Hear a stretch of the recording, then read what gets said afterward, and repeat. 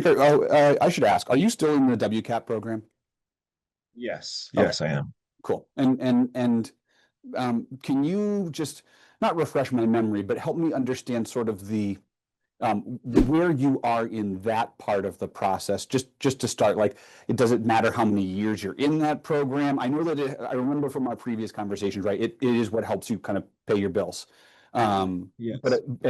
I just wanted to check to make sure, like, is there something that happens after you've been in it for X number of years, or as you rise in the ranks in the military? Like, anything I should know on that front? Not particularly. Okay, I just signed another contract, nice. and really there are just standards that you need to meet Sure. or exceed, ideally exceed to stay in the program, but there are baseline expectations and um, just those standards to meet to stay in the Sure. program. And Yeah. then when your time is done with competing, there's the option to coach.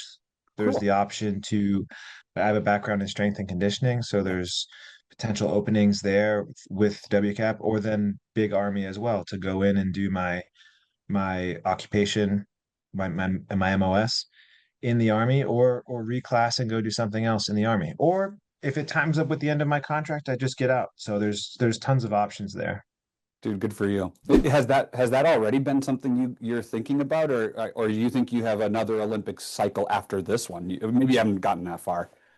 No, I've thought, I mean, if I could write my own story, it would be winning a gold medal in 2034 in Park City, a home Olympics in front of friends and family. I will be past my prime at that point. So it all depends on how high of a ceiling I can create. So as Father Time takes some speed away from me, or what have you, that I still can get some results. So that I say is the dream, but realistically, the goal is to compete through 2030 in the La Plan Olympics and get some hardware there. So Cool, man. You and I are the same age, right? We're 34. yes, yes. I'm a strength and conditioning geek. I don't have any profession in it, but it's just like it feeds my soul. So someday we'll geek out about it. Yeah, we'll have to That's really chat. cool.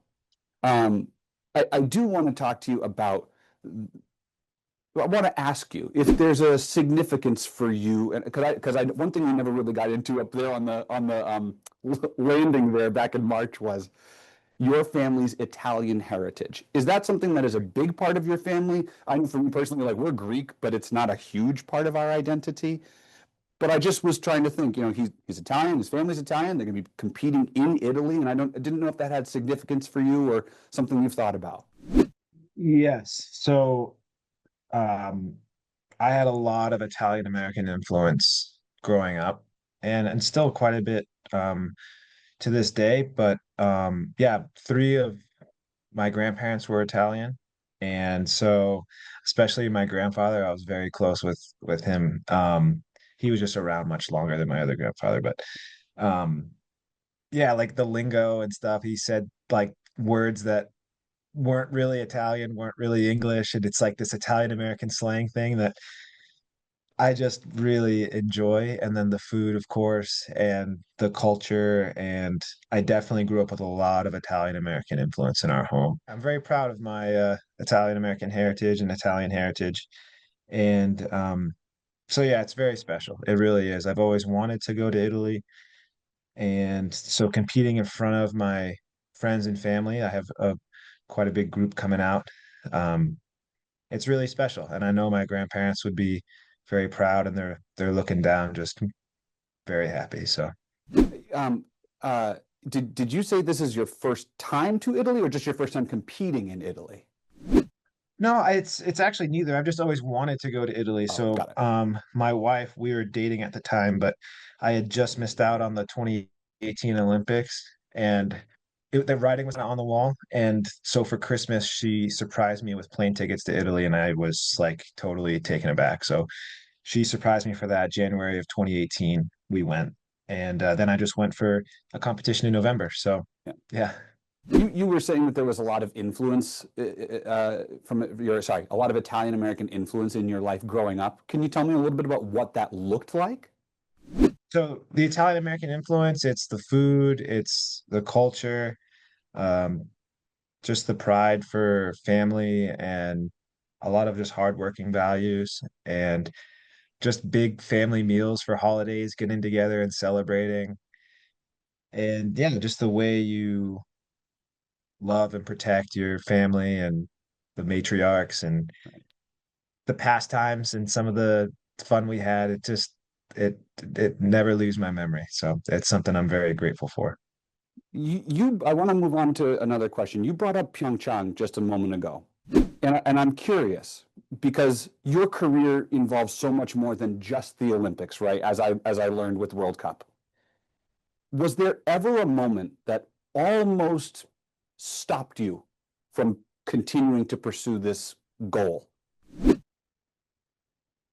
don't think anything almost stopped me. There were moments that were very, very difficult that definitely I would say stripped down the situation to exactly, why am I doing this? And I have a very strong reason for why I'm doing this, and really several reasons. So it definitely there were some tough times. I mean, it's very difficult. The sport's difficult, competing and all that. There are some very high highs that are amazing, and there's some really tough times, whether it's injuries, crashes, not making teams, being right there on the bubble and just barely not making it. So there are some things I've had to lean on my family, my friends, my brother, my wife, or maybe it's just some skills that I've learned over the years, whether it be through the army, through just lifelong athlete or a teammate and friend. So there's definitely been times that have been very difficult. Um, so yeah, How'd you push through those? I mean, you said you were on your teammates, so you answered that question. I do want to ask, now that you have some Olympic experience and many years now of World Cup experience under your belt, what is your approach to the 2026 games that might be different from 2022? I know that obviously your career has evolved a lot in terms of transitioning to pilot, the four-man emphasis, but is there anything mentally or physically in terms of your approach that's changed this time around as you've built up experience doing this sport? yeah, the first time around in 2022, I was the driver with the least amount of experience in the whole field. And I never went to the test event or anything like that. The first time I saw the track was when I was at the Olympic Games. So I don't think there were a lot of expectations put on me from other people, which is totally understandable, but I always push myself very hard, really in anything, but especially something that myself and my support system has put so much time and effort into. So I put a lot of pressure and expectations on myself, not so much as like get this result or you're a failure, but just there are so many people and so many reasons that you're here, and it's not just because of you. And I would already want to do my best anyways, but I acknowledged how many people worked really hard or gave a lot to have me there. And I stayed in my room studying notes, watching film. I wasn't sightseeing or anything. I was obsessed with the track, the notes, my push technique, what I was going to do driving. And I knew that if I prepared as best as I possibly could, whether I had experience or not, whether I was there for whatever, that I would be able to live with the results. So I think I have a similar mindset. There's more expectations on me from outside parties, which is also understandable this time around. And I embrace that because I've worked very hard to have the opportunity to be in that position where we're knocking on the door of the medals. And sometimes we're the first, oftentimes we're the first sled after the Germans who have a long-standing dominance in the sport. So certainly looking to shake that up and break down that door and win a medal. And I have a great staff and athletes and teammates and this big support system that, we're going to prepare the best we can and we'll live with the results.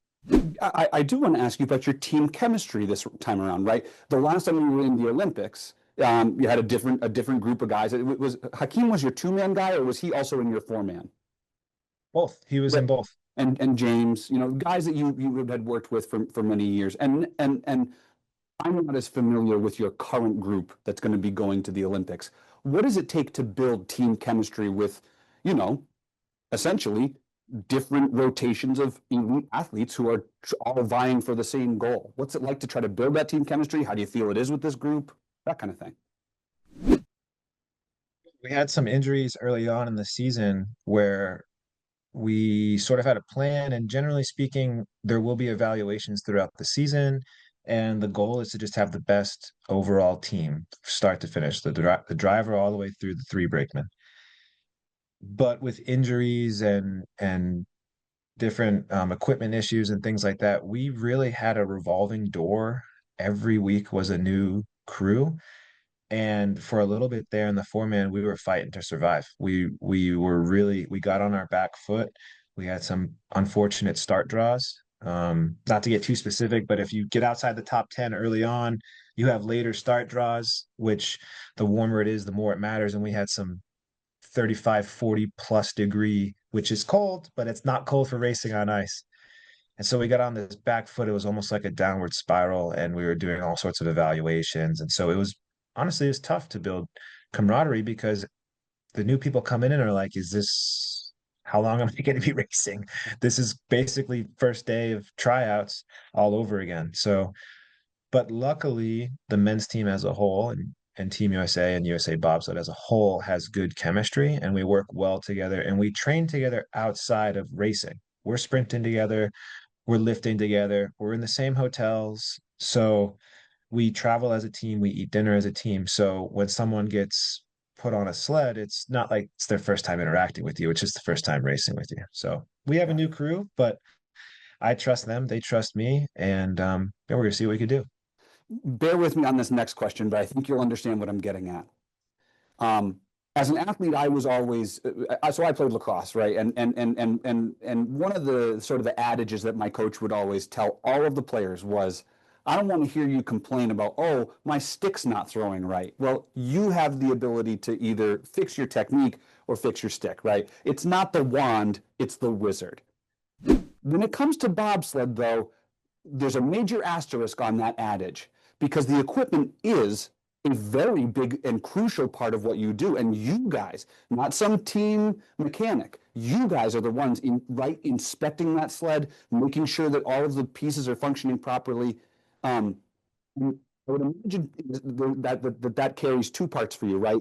There's a very serious part in the racing, but there also must be some fun for you in terms of your personal passion and interest as a speed guy, a racer, being behind the wheel of cars. Talk about, if you can, sort of the dynamic of having both parts of the gear really being a central part of what you do. Absolutely. Yeah, we do a lot of the day-to-day maintenance. We do have a highly, I mean, a brilliant equipment lead who designs the two-man sleds and is an absolute, you mentioned a wizard. He is a wizard with equipment. So he does the major stuff.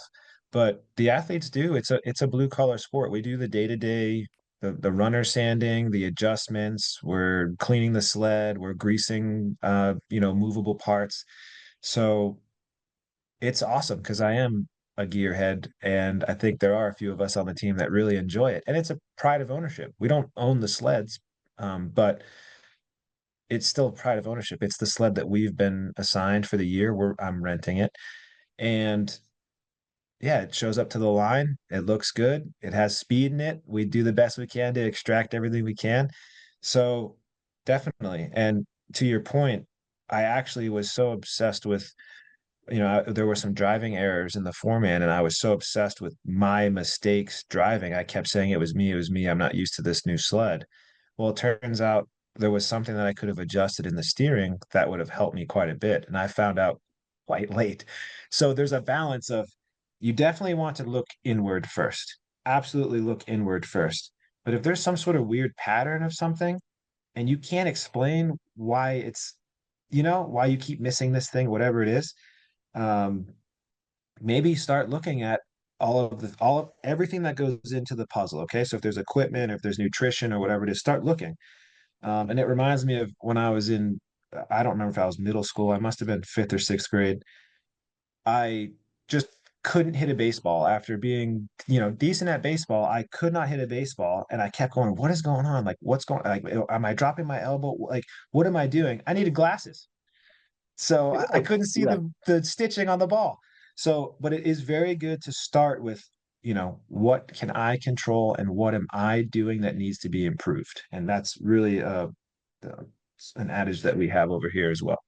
Do want to ask you about, I do this every time, and I know it probably gets old, but how do you, is there a way, or is there something that comes up in your mind? Is there any way that you acknowledge Maine when you are traveling the world?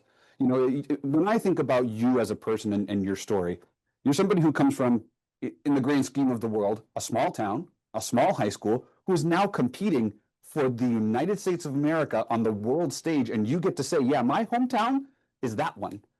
Do you carry that with you? Do you think about it at all? Or do people come up to you and talk about your Maine roots? How does Maine come up in this journey of yours? Well, I did. I moved to Maine when I was 10 years old, and I lived there up until I was probably 24. So I spent quite a bit of time there. I went to the University of Maine, and I have some of my best memories and best friends of my whole life at the University of Maine. And at one time, there was, I don't know if there was 7 or 8 of us from University of Maine in some capacity trying out for Team USA and USA bobsled and skeleton. So it it means a lot because that is the backbone of my support system. And some of the, biggest influences in my life are from Maine, and some of my most defining moments in my life happened in Maine. Um, and so yeah, it's something that I carry with me. It's something that I'm grateful for having. And yeah, I think when I first was visiting Maine to visit family, the mountains and everything just blew me away because I was from, Florida for a bit and South Carolina for a little bit. We'd stop on the side of the road and look at the mountains and go, holy smokes, look at these things. It's just outstanding. And so I kind of do that here where whether sometimes we're in the Swiss Alps or Italy and all that, the Dolomites, and I stop and look at the mountains and take it in, and it takes me back to when I was a little kid, and it really puts things in perspective because I blinked and all of a sudden I'm doing this, and I also think back to people who were in similar positions to me, and I was that kid in Telstar chatting with Chris Duplessis about his rally car. And I thought it was just the coolest. And I still think it was the coolest thing. And I don't know if he knows how important those conversations were. I think he is just a genuinely nice guy who was just chatting with a kid that liked cars. But I don't think he realized how much that means to me. I remember where I was sitting when he showed me his little Volkswagen rally car, and I remember how cool it was to see Simon Dumont in the X Games, and then he would be in Bethel, and I'm just like, it's a dream come true. And like I said, I blinked, and all of a sudden I'm doing this, and yeah, I always just worked hard and had a bit of passion, and all of a sudden these opportunities came, and I'm just grateful for the people who helped me along the way. Speaking of which, how's your dad doing? He's doing well. Yeah, you saw him right after his open heart surgery. And I told you that, I was talking to him like, hey, dad, it's going to be okay. I love you. You're tough. You're healthy. You're going to be all right. I know he appreciated it, but he didn't want to hear it. He wanted to tell me, you have world championships coming up. You and the guys have what it takes. Get on the podium. You guys are worthy of the podium.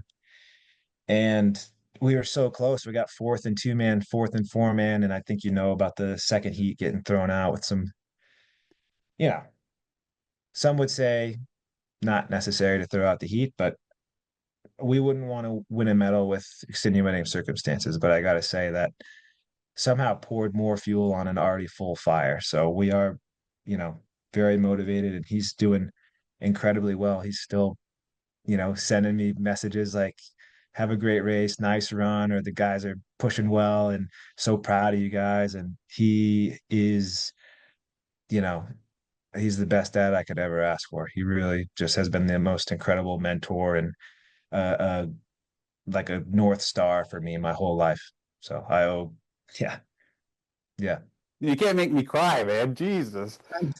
Ugh. Normally I don't keep it together like this. I don't know what it is, but yeah, he's something else. Um, I feel the same way about my dad. So I feel you. Yeah. You talked a little bit about that World Cup result and how it poured some fuel on the fire for you. It sounds like maybe that moment isn't living rent free in your head, so to speak, but you certainly didn't forget about what happened with the Germans.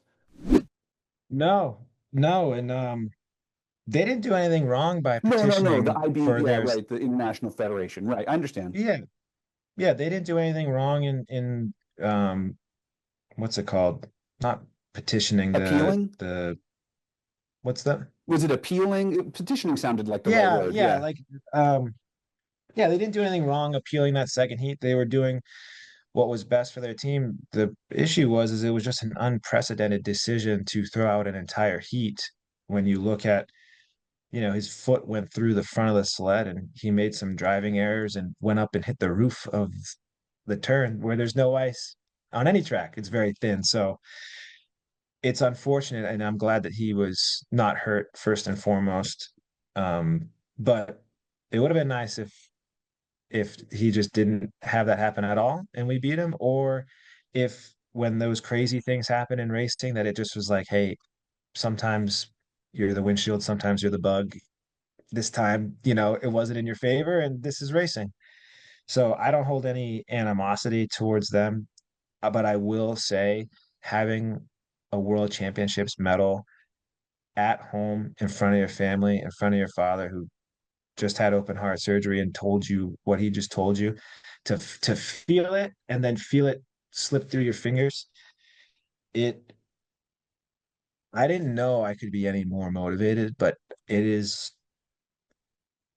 incredibly motivating to not leave it to chance and don't be um, the beneficiary of extenuating circumstances. Just go, like I said, we're kicking on the door to the medals, or we're knocking on the door. It's time to kick down the door and just go win some medals because we have what it takes. Is there anything that you want people back here in Maine to know about what this journey's been like for you and what it means to be in Milan? Really, I think you were saying a second ago about how 2034 you'd love to compete in Park City, but you'd be past the peak in your career. Do you feel like you're at your peak now? I don't know if we know when we're at our peak until Sure. we lose a step, Yeah.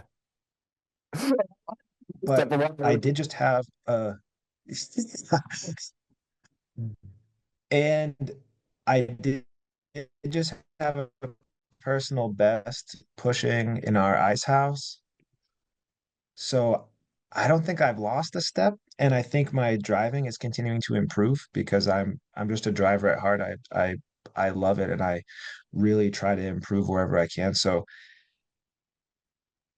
I'm probably close because of my age, and I've been driving now for 7 years. So I'm probably close. So it's as good a time of any to go get some results and then see how long we can do it.